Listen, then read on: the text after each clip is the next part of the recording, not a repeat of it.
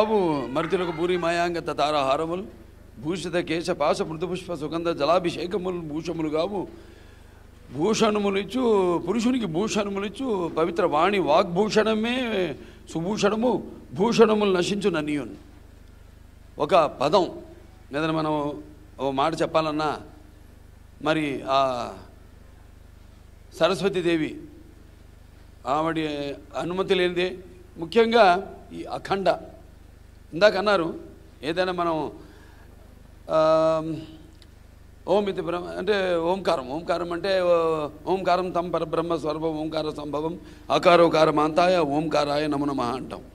అలాగే మన ఆ అనే అక్షరం ఇందాక అన్నారు ఏదైనా ఆతో మన తెలుగు సరే నన్నయ్య గారు అవన్నీ మనం చూసుకుంటే ఎలా మన ఈ అక్షరాలు పెరిగినాయి మనకి ఎన్ని ఉన్నాయి దాని తర్వాత ఎన్ని అయినాయి సంస్కృతం నుంచి ఎన్ని ఆయన అక్షరాలు అరువు తీసుకున్నారు ఆయన ఈ మహాభారతాన్ని రాయడానికి అన్నది సరే ఆయన చూసుకుంటే మనం ఏదైనా ఆ నుంచి మొదలవుతుంది కాబట్టి అఖండ పేరు చెప్పే ముందు ఆ సరస్వతీదేవి ఆవిడని ఒకసారి తలుచుకుని ఈ శుభ సమయంలో ఏది ఇప్పుడు రానున్న ఈ సంక్రాంతి పండగ సందర్భంగా మరి ఆవిడని తలుచుకోకుండా ఉండలేము. ఈ అఖండ పేరు ఉచ్చరించే ముందు అఖండ పేరు చెప్పే ముందు సో ఈ అఖండ చిత్రం ఈ యొక్క విజయోత్సవ పండుగకు విచ్చేసిన ఆత్మీయ ఇక్కడ ఆహ్వానితులందరికీ అలాగే మీడియా సోదరులకు ప్రింట్ అండ్ మీడియా సోదరులకు అందరికీ అలాగే ప్రేక్షక దేవుళ్లకు అలాగే నా అభిమాన దేవుళ్లకు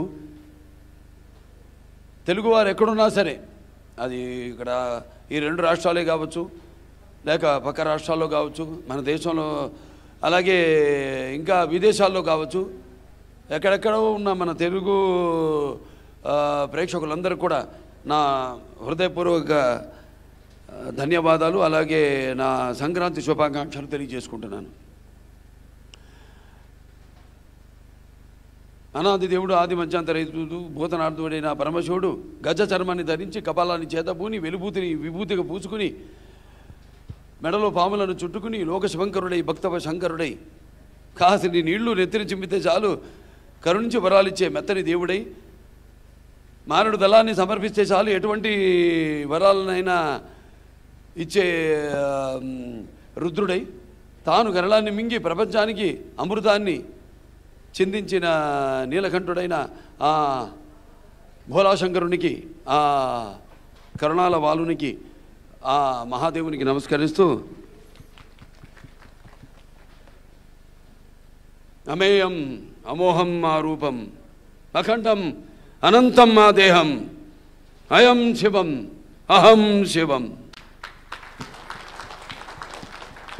అలాగే వేదిక మీద ఉన్న మా దర్శకులు బోయపాటి శ్రీనివాస్ గారికి మా నిర్మాతలు మిరియాల రవీందర్ రెడ్డి గారికి శ్రీధర్ గారికి తర్వాత సహచర నటీనటులందరూ కూడా నా హృదయపూర్వక అభినందనలు తెలియజేసుకుంటున్నాను. సంక్రాంతి పండగ అనగానే సంక్రాంతి అంటేనే ఒక రైతులకు సంబంధించిన పండగ ఇది. మన ఊళ్ళలో చూస్తుంటాం బ్రహ్మాండంగా ఎంతో అద్భుతంగా అసలు ఈ ముగ్గులు వేయడం కానీ లేకపోతే ఈ గొబ్బెమ్మలు పెట్టడం కానీ ఈ భోగి మంటలు కానీ లేకపోతే కొత్త అల్లుళ్ళు రావడం కానీ కొత్త బట్టలు వేసుకోవడం కానీ పిండి వంటలు వండుకోవడం కానీ అలాగే మన పసుపుల్ని కడిగి వాటి శుభ్రం చేసి వాటికి బొట్లు పసుపు కుంకుమ పెట్టి వాటి కొమ్ములకి పసుపు కుంకుమలు రాసి పూసి మరి మామిడి తోరణాలు కట్టి ఆ తోరణాల కింద నుంచి పసుపుల్ని తోలించి అంటే మొట్టమొదటి పంట చేతికొచ్చిన పండగ రైతుకి ఈ సంక్రాంతి పండగ అంటే మకర సంక్రమణం. సూర్యుడు ఇటు ధనుస్సులోంచి మకరంలోకి సంక్రమణమే ఈ మకర సంక్రాంతి.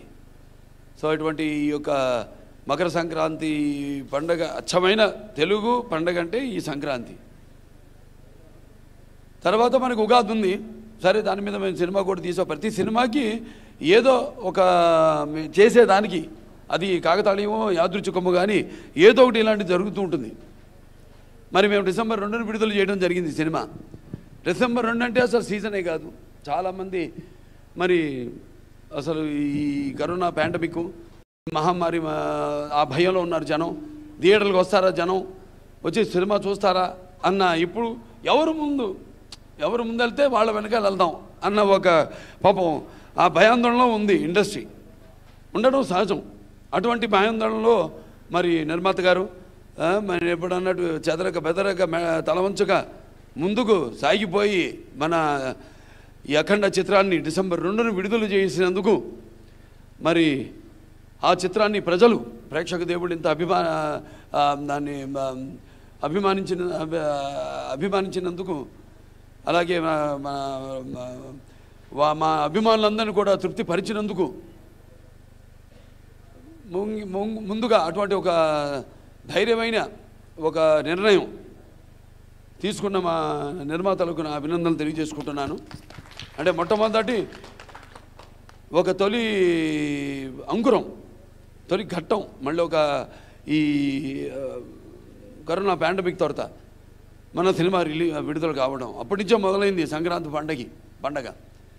ఇందాక చెప్పినట్టు ఎక్కడికక్కడ ప్రజలు తిరణాలకు వెళ్ళినట్టో బండ్లు కట్టుకుని అలాగే మన వాళ్ళే కాకుండా ఇతర రాష్ట్రాల్లో కూడా, అంటే పాన్ ఇండియా సినిమా అయింది ఇది, ఇప్పుడు పాన్ వరల్డ్ సినిమా అయింది. వాళ్ళ ప్రపంచం మొత్తం మాట్లాడుకుంటాను ఈ సినిమా గురించి. మనమే కాదు, తెలుగు వాళ్ళమే కాదు, లేకపోతే భారతీయులమే కాదు. ఇవాళ పొద్దునే చూశాను పాకిస్తాన్లో కూడా, అక్కడ వాళ్ళు అది ఎవరో నాకు వాట్సాప్ చేశారు, అక్కడ వాళ్ళు మాట్లాడుకోవటం మన సినిమా గురించి, మన పాకిస్తాన్లో మన అఖండ సినిమా గురించి. సో అంత అద్భుతమైన అంటే ఇది ఇప్పుడు ఇందాక అన్నారు మా బోయపాటి గారు, మా కాంబినేషన్లో సినిమా అనగానే అన్నా నేను కాంబినేషన్ అంటే అన్నాను, మరి కాంబినేషన్ ఎటువంటి సినిమా కాదండి, ప్రజల ఎక్స్పెక్టేషను మన ఎక్స్పెక్టేషన్ కంటే కూడా. ఎందుకంటే మేము సినిమా చేసినప్పుడు ఎప్పుడు చెప్తూ ఉంటాను, చాలాసార్లు సందర్భాల్లో చెప్పడం జరిగింది. మేము ఒక లెజెండ్ చేసేప్పుడు సినిమా గురించి కానీ, లేకపోతే మన అఖండ చేసేప్పుడు ఒక లెజెండ్ గురించి కానీ ఎప్పుడు మాట్లాడుకోలేదు, ఎప్పుడు చర్చించుకోలేదు. మన పని ఏంటి, మనం చిత్తశుద్ధితో దాని మీద, మన పని మీద మనకి గౌరవంతో, ఒక నమ్మకంతో మనం చేసుకుంటూ వెళ్తే ఫలితం ఆ భగవంతుడు చూసుకుంటాడని. అలాగే ఈ అఖండ యొక్క విజయం కూడా భగవంతుడి యొక్క ఫలితమే.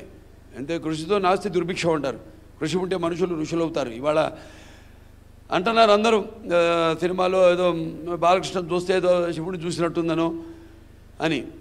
అంటే మనుషుల్లో దేవుడు అంటాం, అంటే మన పనే మనకి దేవుడు.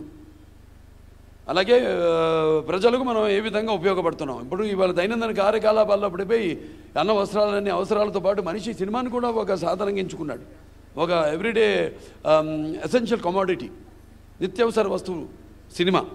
అటువంటి మరి సినిమా ఎలా ఉండాలి దాని అన్న అటు ఆ వైపు నుంచి మన నిర్మాతలు, మన దర్శకులు వాళ్ళందరూ ఆలోచించవలసిన విషయం అయితే, మరి ఆ సినిమాకి సంబంధించిన మరి మిగతా అంటే అంటే దానికి సంబంధించిన ప్యాడింగ్, అంటే ఏ నటులు దాంట్లోకి ఇమ్మడతారు ఆ పాత్రలోకి, అలాగే ఏది ఎలా ఉండాలి మ్యూజిక్ విషయం నుంచి కూడా